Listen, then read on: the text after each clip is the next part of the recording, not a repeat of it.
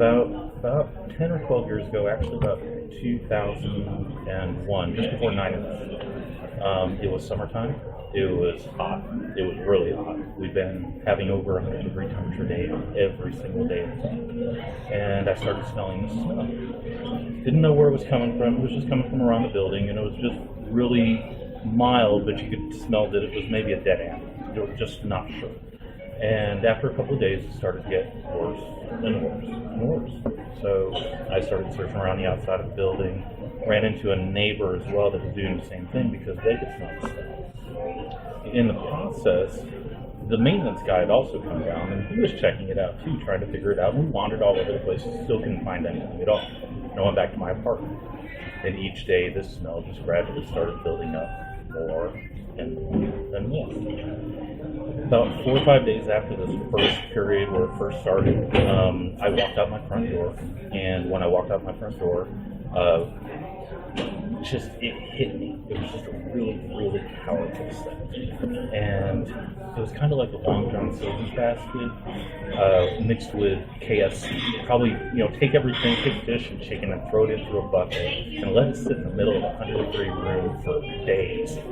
And that's about the smell that you would get. And I'm looking around, and when I look around, I look at my neighbor's door, who's right next door to me. His door was like this far away from me. And I saw this big black fly just float underneath the door. So I walked up to the door, and when I put my ear up to the door, for whatever reason I decided to do that, that smell was just great and just kept on coming up, and it was just there.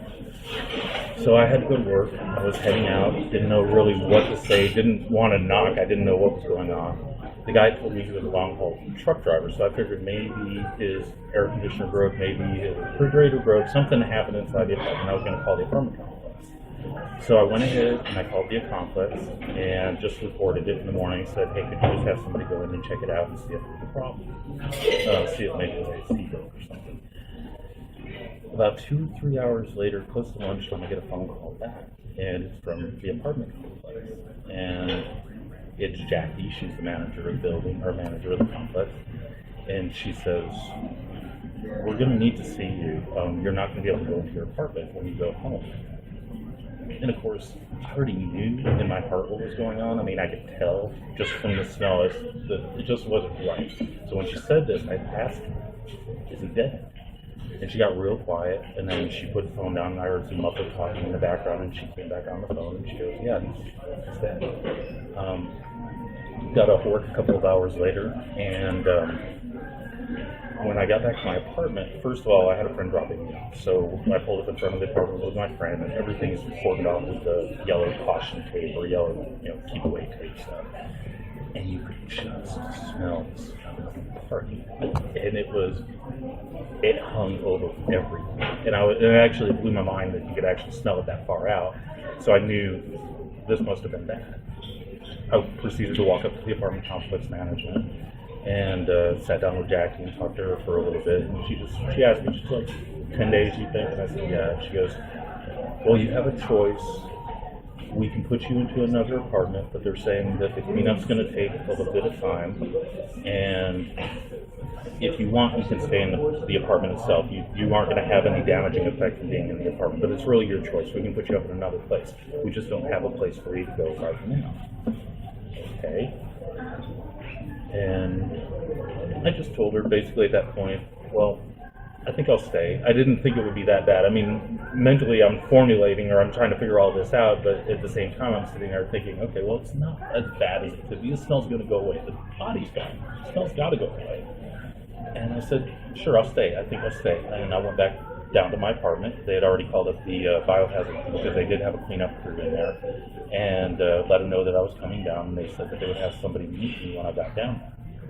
So when I went down, I was walking up, and I walked past the tape, and I started walking up the stairs, and there's this guy in this white suit standing at the top of the stairs. I come out of the next door neighbor's apartment, and he's still wearing the full headgear and the mask and everything else, and he starts telling me, we have an ionizer that's set up in the apartment next door here. We had an ionizer in your unit. We've already shut it down. We're going to go ahead and take it out.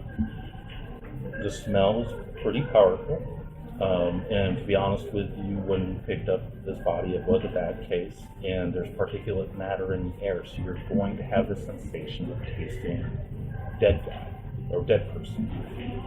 And he was absolutely correct about this. I mean, you literally could taste it. It was just on your tongue at that point. And of course, he's wearing gear. I'm not. I'm sitting here thinking about it. It's like, okay, I need to get inside. So they open up the door and they let me go inside my apartment. I walk in and I close the door, and the smell's hanging in there now. Now it's worse. It's just everywhere. You can just feel it permeating everything. And I sat down. I was trying to be chill about it. At the time I smoked, so I sat back and I smoked a cigarette, and just couldn't get over this stuff that was just hanging in the air. I decided to go outside. I had a balcony, and on the balcony, in fact, the guy that lived next door, I had him, or I did talk to him at one point. I had him come outside with me, and we met up because when it would rain outside, I lived overlooking Callahan Fergusford Road. So when it would rain, cars would come down the road too quickly, and it would slide into the intersection, and they would crash. So everybody that everybody that ever moved into that apartment next door to me, I would invite them to come outside and have a beer, and we would watch what I called hill hockey at the time.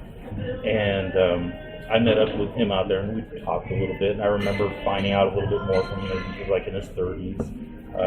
He had been doing the short haul truck driving within the state of Texas, and he had moved up from Corpus Christi. That's about all that I knew about. I didn't know much else. So when I was walking out on the balcony, I'm picturing this in my head. And when I get out of the balcony, of course, there's two people in biohazard suits out there. They were both stripping down, and there was a man and a woman teeth.